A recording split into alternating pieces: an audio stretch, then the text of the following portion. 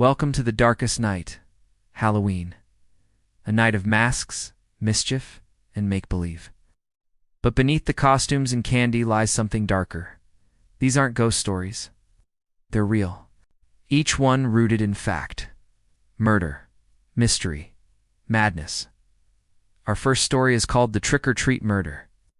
October 31st, 1957, Los Angeles, California. It's Halloween night. Peter Fabiano and his wife Betty had just finished handing out candy. Betty went to bed. Peter stayed up. Then came a knock. "Trick or treat," a voice said.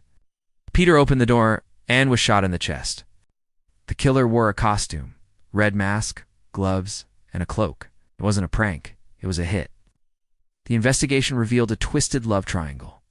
The shooter was Joan Rabel, a friend of Betty's, who had recruited her lover Goldine Pizer to carry out the murder. Why? Jealousy. Joan wanted Betty back in her life. Peter was in the way of that. Goldine confessed, saying she was under the influence of Joan. Both women were convicted. Halloween is supposed to be about masks and make-believe. But that night, the costume hit a killer, and the treat was death. October 31st, 2001. Location, State College, Pennsylvania. Cindy Song was a 21-year-old Penn State student. On Halloween night, she dressed as a bunny and went to a party with friends.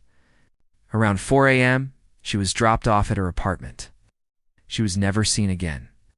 Her phone, purse, and fake eyelashes were found inside, but Cindy was gone. Rumors swirled. Some said she was abducted.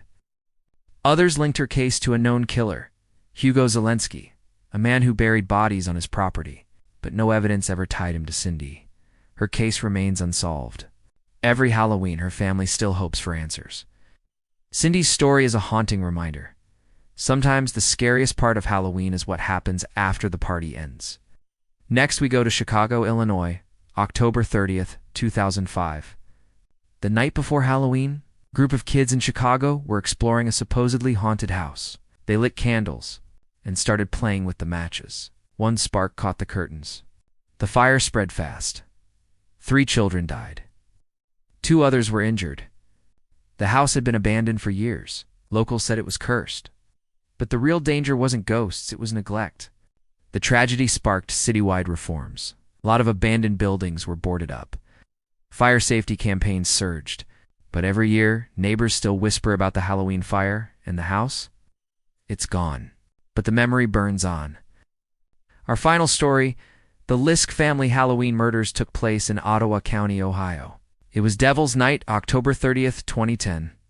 William Liske entered his father's home in Ohio. He wasn't there to celebrate. He was there to kill. He shot his stepmother, Susan, 3 times in the head as she slept. Then he bludgeoned his father, William Sr., with a claw hammer. But he wasn't done. He drove to his stepbrother Derek's house. There, he beat him to death in his bed. The next morning, Halloween, family members arrived for a festive visit. Instead, they found a massacre. William Liske was arrested and confessed. He'd struggled with schizophrenia and had a history of violence. He was sentenced to a lifetime in prison, but in 2015 he took his own life behind bars. The Liske murders turned Halloween into a day of mourning, and Devil's Night lived up to its name. 4 stories. Multiple lives shattered, all of them real. Halloween is a celebration of fear, but for some it's not a game. It's a knock at the door that never should have come. These stories linger, not just in headlines, but in hearts. Because when the costumes are packed away, when the candy's gone, the mask doesn't always come off. Thank you for joining us. Sleep tight. And remember, the next scream you hear might not be pretend.